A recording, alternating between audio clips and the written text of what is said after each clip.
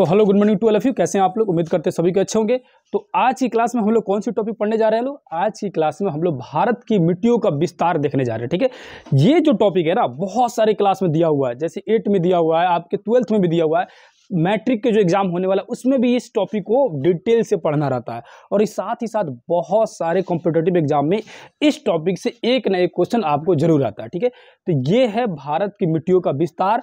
ये इसको इसलिए बनाया गया है कि आपको ये स्पष्ट रूप से समझ आ सके कि भारत में किन किन मिट्टियों का कहाँ कहाँ इसका विस्तार है। विस्तार माने फैला हुआ है, कहाँ कहाँ है। ठीक है, अगर आपको ये भारत के सभी राज्य दिमाग में याद होगा, या आप क्या कीजिएगा, इसको बना लीजिएगा, बगल में आप एक मैप ले लीजिएगा, उसके बाद जब आप ध्यान से देखिएगा तो ये चीजें भी क्लियर हो जाएगी कि ये जो मिट्टी जो है ना किन किन राज्यों में फैला हुआ है। ठीक है, अब सबसे पहले समझते हैं कि भारत में मिट्टियां कितनी प्रकार की पाई जाती है।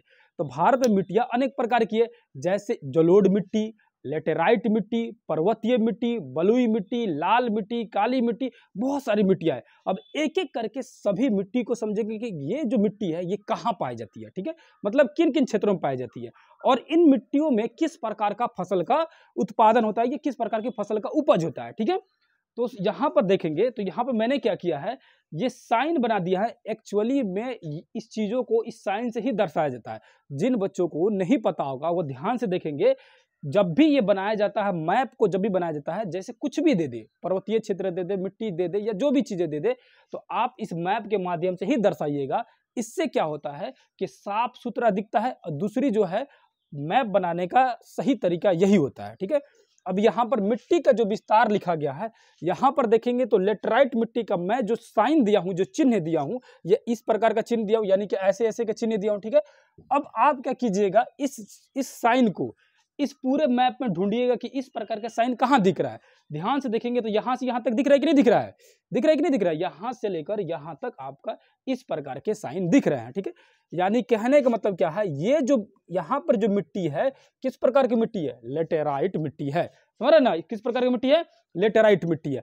अब ये जो क्षेत्र जो है कहाँ का क्षेत्र है, किस प्रकार का क्षेत्र है, तो अगर आप मैप जो है ध्यान से पढ़े होंगे, ध्यान से देखे होंगे तो समझ पा रहे होंगे, यहाँ पर जो है ये अरब सागर है, यानी अरब सागर का ये तटीय क्षेत्र है। तटीय माने बोले तो तटीय मतलब होता है समुद्र के किनारा वाला क्षेत्र। जैसे नदी का घाट होता है, उसी तरह समुद्र के जो किनारे वाले जो क्षेत्र होता है उसको बोला जाता है तटीय क्षेत्र। तो ये समुद्र का तटीय क्षेत्र में पाए जाने वाली मिट्टी कौन सी मिट्टी है, लेटेराइट मिट्टी। अब ये मिट्टी होती कैसे है, तो ध्यान से समझो। जब समुद्र की लहरें जो होती है, जब ऐसे आती होगी जाती होगी, तो जाहिर सी बात है कि आपके समुद्र के अंदर छोटे छोटे बालू के कण होंगे, पत्थर के छोटे छोटे टुकड़े होंगे, वो सारे पत्थर के छोटे छोटे कणों को ऊपर लेके आता होगा, फिर लेके नीचे जाता होगा। तो वहां पर इस प्रकार की मिट्टी में आपको हल्के हल्के बालू के कण मिलेंगे, हल्के हल्के छोटे छोटे पत्थर के कण मिलेंगे, मिलेंगे नहीं मिलेंगे। तो यहाँ जो मिट्टी जो है, क्या ये मिट्टी बहुत ज्यादा उपजाऊ होगा, मजबूत होगा? नहीं होगा, क्योंकि यहाँ पे बालू के कण है, पत्थर के कण है। तो जाहिर सी बात है यहाँ जो मिट्टी जो है उतना ज्यादा उपजाऊ नहीं होता है, जिसके कारण इन क्षेत्रों में बड़े बड़े जो पेड़ पौधे नहीं होंगे, बड़े बड़े पेड़ पौधे नहीं होंगे, क्योंकि मिट्टी कमजोर है। बड़ा बड़ा पेड़ पौधा टिकेगा ही नहीं, गिर जाएगा। बड़ा पेड़ पौधा कब होगा, जब उसकी जड़ें, देखो एक्चुअली में जो पेड़ जितनी ऊपर रहती है ना, उतना नीचे उसका जड़ गया रहता है।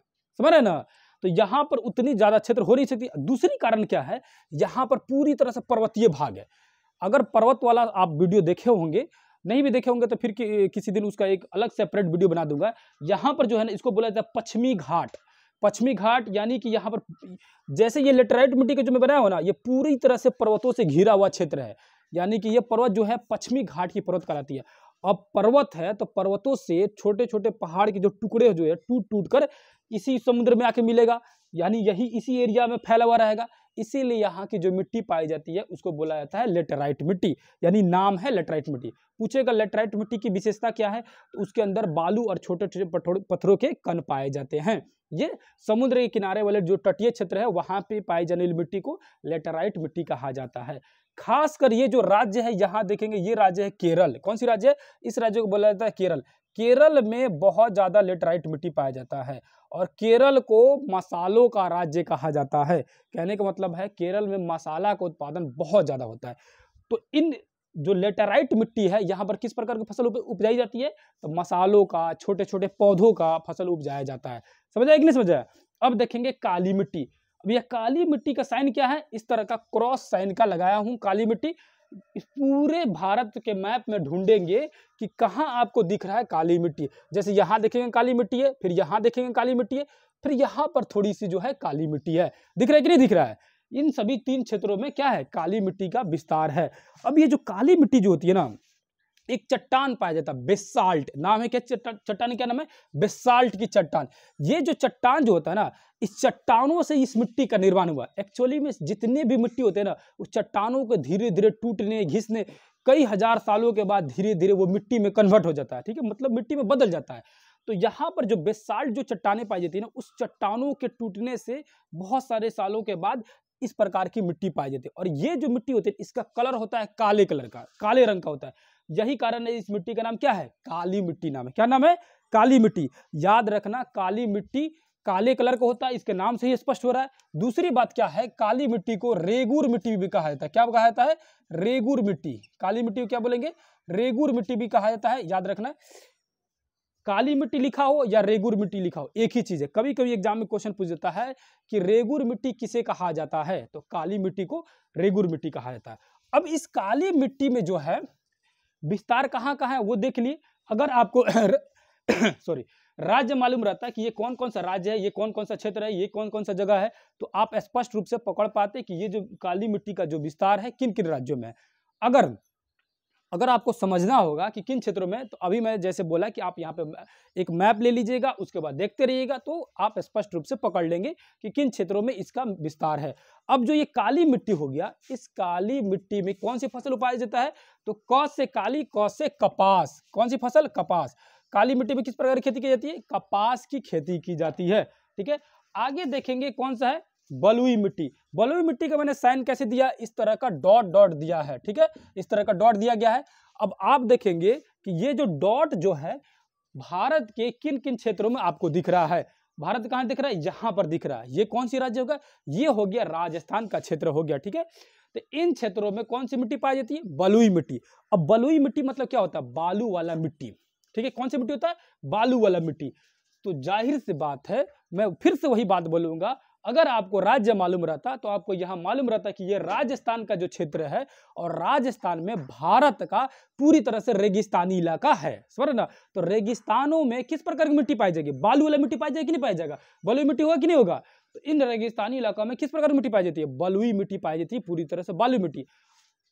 एक क्वेश्चन मैं आपसे पूछूंगा कि ये जो भारत की जो यहाँ पर राजस्थान की जो मरुस्थलीय भूमि है, इसको, इस मरुस्थल को क्या कहा जाता है, यानी भारत का मरुस्थल का नाम क्या है, आपको कमेंट करके बताना है। जिन बच्चों को पता होगा जरूर कमेंट करके बताएगा, ठीक है। तो इस रेगिस्तानी इलाकों में पाए जाने वाली मिट्टी कौन सी हो जाएगी? बलुई मिट्टी हो जाएगी, समझ रहे ना। अब बलुई मिट्टी जो है उपजाऊ होगा? नहीं होता है। बलुई मिट्टी पूरी तरह से बंजर होती है। वहां पर कुछ कुछ फसलें पाई जाती है, जैसे कैक्टस जो होता है ना, कैक्टस देखा लो, कांटा वाला रहता है ना, कांटा वाला पौधा पाया जाता है। देखो कैक्टस भी जो होता है ना, कांटा वाला पौधा, वो कांटा होने के का भी रीजन होता है। कारण क्या होता है ना, जो पत्तियां होती है ना, जो मान के चलो ये पत्ती किसी भी पेड़ का पत्ता है, ये पत्ता जो होता है ना, जब यही पत्ता रेगिस्तानी इलाका में होगा ना, तो ये पत्ता धीरे धीरे धीरे धीरे कांटा बदल जाएगा, सूखते सूखते कांटा बदल जाता है। कारण क्या है, जितनी बड़ी पत्तियां होगी उतने ज्यादा उस पत्ता में से पानी सोख सोख के ऊपर जाते रहेगा, पौधा में से निकल करके, क्योंकि पेड़ पौधे में से जो पानी जो होता है वाष्प के रूप में, यानी भाप के रूप में उस पत्ता से बाहर निकलता है। तो रेगिस्तानी इलाका में एगो तो पानी अपने से कमी, और वहां का पेड़ पौधा का अगर पत्ता बड़ा का हो जाएगा तो पेड़ के जो अंदर का पानी पूरा उड़ जाएगा, ठीक है। इसीलिए रेगिस्तानी इलाका में जो भी पौधा पाया जाता है वो सब कांटा वाला रहता है, समझ रहे ना। कटीली झाड़ियां पाई जाती है। क्वेश्चन पूछेगा कि कटीली झाड़ियां किन क्षेत्रों में पाया जाता है, तो बलुई मिट्टी में पाया जाता है। और ये कौन से क्षेत्र है? रेगिस्तानी इलाका है, समझ रहे ना। बलुई क्षेत्र में पाया जाता है, ये रेगिस्तानी इलाका है। अब आगे देखेंगे कौन सी मिट्टी है? पर्वतीय मिट्टी। नाम से ही स्पष्ट हो रहा है कि पर्वत के क्षेत्रों में पाया जाने वाली मिट्टी कौन सी कहलाएगी? पर्वतीय मिट्टी। अब अगर आपको पता रहता कि भारत का जो पूरी उत्तरी भाग है पूरा पर्वत है, यहाँ पर ट्रांस हिमालय पाए जाते हैं, ठीक है, जास्कर, पीर पंजाल, काराकोरम, लद्दाख, ये बहुत सारे यहाँ पर पर्वत है। ये सब अलग अलग पर्वत वाला जब सेशन पढ़ाऊंगा उसमें डिटेल से बता दूंगा। बस इतना समझो कि भारत का जो उत्तरी भाग है, ऊपर उत्तर हो गया, नीचे दक्षिण हो गया, इस साइड पश्चिम हो गया, इस साइड पूरब हो गया। तो ये उत्तरी भाग पूरी तरह से पर्वतों से घिरा हुआ है भारत का। तो उत्तरी भाग में अगर पर्वतीय क्षेत्र है तो वहां पर मिट्टी कैसी पाई जाएगी? पर्वतीय मिट्टी पाई जाएगी, जाहिर सी बात है कि नहीं है? तो इन क्षेत्रों में पाए जाने वाली जो मिट्टी होती है पर्वतीय मिट्टी कहलाती है। अब ये पर्वतीय मिट्टी में मान के चलो ये पहाड़ है, तो इस पहाड़ों पर खेती करना थोड़ा सा मुश्किल होता है। तो एक वहां के लोग जो स्थानीय लोग जो होते हैं ना, इन पहाड़ों पे बड़ी आसानी से खेती करते हैं। क्या करते हैं, इसी पहाड़ को सीढ़ी नुमा बना लेते हैं। कैसे बना लेते हैं? सीढ़ी नुमा, जैसे इस प्रकार के बना देंगे, है ना। इस पहाड़ को काटकर इस तरह का सीढ़ी नुमा बना देंगे, ठीक है, सीढ़ी नुमा बना देंगे। इन सीढ़ी नुमा पर फसलों का उत्पादन कर देंगे। कारण क्या है सीढ़ी नुमा बनाने के लिए? कि जब बारिश हो या किसी भी कारण से यहाँ पानी का जमाव नहीं हो। अब देखो बारिश होगा तो पानी यहाँ रुकेगा, सीढ़ी पर से ढुलते हुए नीचे आ जाएगा कि नहीं आ जाएगा? तो फसल इससे बर्बाद नहीं होगा, फसल बच जाएगा, ठीक है। खासकर इन पहाड़ी क्षेत्रों में किस प्रकार की फसल का उत्पादन होगा? चाय की खेती की जाती है। किस प्रकार की फसलों का? चाय की। तो आप बार बार सुने होंगे कि असम में या पश्चिम बंगाल का दार्जिलिंग में या यहाँ पर हिमाचल प्रदेश में, इन सभी जगहों में किस प्रकार की फसल उत्पादन जाते हैं? तो चाय की फसल बहुत ज्यादा होता है। देखना चाय का जो फसल होता है ना, सब पर्वतीय भाग में होगा, है ना। ये चीज अगर पढ़े होंगे तो आप स्पष्ट रूप से समझ आ रहा होगा, नहीं पढ़े होंगे तो जान लीजिए कि पर्वतीय क्षेत्र में किसकी खेती होती है? चाय की खेती सबसे ज्यादा होती है, ठीक है। अब देखेंगे लाल मिट्टी। तो यहाँ देखेंगे लाल मिट्टी का जो साइन है किन किन क्षेत्रों में, तो यहाँ पर देखेंगे ये लाल मिट्टी के साइन है। फिर थोड़े से इन क्षेत्रों में पाया जा रहा है, ठीक है। तो लाल मिट्टी जो है ना, ये किन किन क्षेत्रों में पाया जा रहा है? भारत के इन इन क्षेत्रों में पाया जा रहा है। और ये कौन से क्षेत्र है? तो अभी भी मैंने बोला कि मैप में देखिएगा तब समझ आ रहा है। और मैं बार बार अगर इस चीज को बोल रहा हूं, उसके बाद भी अगर मैप में नहीं देख रहे हैं, अपने बगल में एक मैप रख के नहीं देख रहे, या तो आपके बुक में मैप होना चाहिए या आप कहीं से मैप के इंतजाम कर लीजिए, बगल में मैप देखते रहिए, इस वीडियो को देखते रहिए। उससे क्या होगा ना कि एक बार दिमाग में जब आपके छप जाएगा कि लाल मिट्टी, काली मिट्टी, लेटराइट मिट्टी, ये सारी मिट्टी किन राज्यों में पाए जाते हैं, तो क्वेश्चन किसी भी तरह से पूछेगा, आप हर चीज बना लीजिएगा। देखो मान के चलो अगर मैं पूछ दूं कि मसालों का खेती कहाँ होगा, यानी मसालों का फसल का उत्पादन कहाँ होता है, तो आप पटाख से पकड़ लीजिएगा कि केरल में। कैसे पकड़िएगा? दिमाग में आ जाएगा कि मसाला छोटा छोटा पौधा है और ये लेटराइट मिट्टी में पाया जाता है। और लेटराइट मिट्टी कहाँ होता है? तो तटीय क्षेत्र में होता है। और तटीय क्षेत्र किधर है? तो केरल है, महाराष्ट्र, जो भी क्षेत्र है जो समुद्र के किनारे में बसा हुआ है। तो मैप से बहुत सारी चीजें क्लियर हो पाती है, ठीक है। तो ये लाल मिट्टी कहाँ होगा? लाल मिट्टी इन सभी क्षेत्रों में पाए जाते हैं, ठीक है। अब देखेंगे लास्ट जो बच गया हम लोग का जलोढ़ मिट्टी। जलोढ़ मिट्टी भारत में देखेंगे तो सबसे ज्यादा विस्तार किसी मिट्टी का है? तो किस मिट्टी का है? जलोढ़ मिट्टी का है। ऊपर में भी ये भी ध्यान देंगे कि जलोढ़ मिट्टी का जो विस्तार है भारत के उत्तरी भाग में सबसे ज्यादा है। ये पंजाब, हरियाणा, दिल्ली, उत्तर प्रदेश, बिहार, झारखंड, छत्तीसगढ़, मध्य प्रदेश, इन सभी राज्यों में जो जलोढ़ मिट्टी है बहुत ज्यादा पाए जाते हैं। अब रहा जलोढ़ मिट्टी की क्या विशेषता है और जलोढ़ मिट्टी में क्यों इसका नाम पड़ गया जलोढ़ मिट्टी। देखो यहाँ पर जो है ना पर्वत है, ना पहाड़ है, ना मरुस्थली भाग है, ये पूरी तरह से मैदानी भाग है, यानी फील्ड है। कौन सा भाग है? मैदानी भाग है, ठीक है।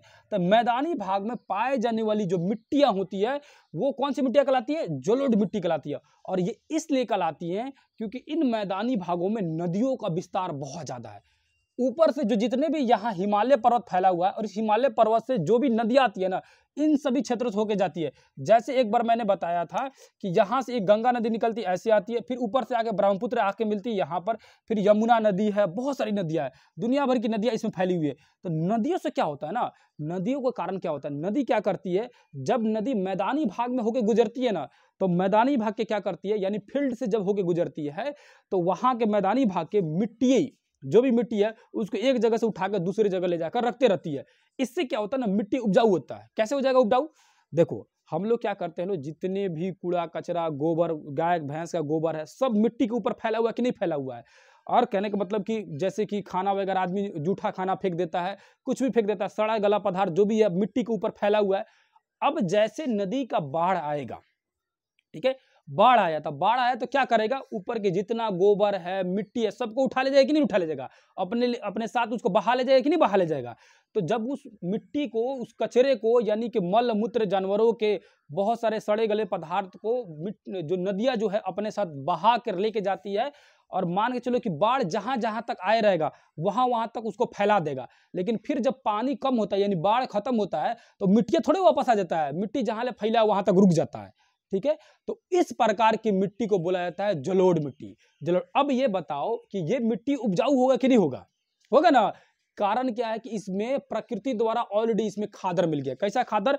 सड़ा गला पदार्थ मिला हुआ है, जानवरों का मल मूत्र मिला हुआ है। इन सभी चीजों से क्या बनता है? मिट्टी उपजाऊ होती है। तो नदी जो है ना, खुद नदी क्या कर रहा है? मिट्टी को बहुत ज्यादा उपजाऊ बना रहा है। तो वैसे मिट्टी को क्या बोलेंगे? जलोढ़ मिट्टी बोलेंगे। और इन मिट्टियों का फैलाव कहाँ है? भारत के बहुत सारे क्षेत्रों में फैला हुआ है। ठीक है, अब ये मिट्टी जो होता है ना, इन मिट्टियों में अनेक प्रकार के फसल उपजाए जाते हैं, जैसे चावल, गेहूं, गन्ना, बहुत सारे फसल उत्पादन किया जाता है, क्योंकि ये सबसे ज्यादा उपजाऊ होता है। अब रह गया, कभी कभी पूछता है कि जलोढ़ मिट्टी क्या कितने प्रकार होते हैं? तो 2 प्रकार होते हैं। क्या याद रखना? 2 प्रकार। एक को बोलते हैं खादर और दूसरे को बोलते हैं बांगर। क्या बोलते हैं? एक को खादर, दूसरे को बांगर। अब खादर क्यों बोलते हैं और बांगर क्यों बोलते हैं? जैसे ध्यान समझो, मान के चलो कि आपके क्षेत्र में कभी भी बाढ़ नहीं आया हुआ है। ठीक है, मान के चलिए, जब एक अभी सिंपल उदाहरण समझो, मान के चलो कि आप ऐसे क्षेत्र में रह रहे हैं जहां पर बार बार बाढ़ आता है।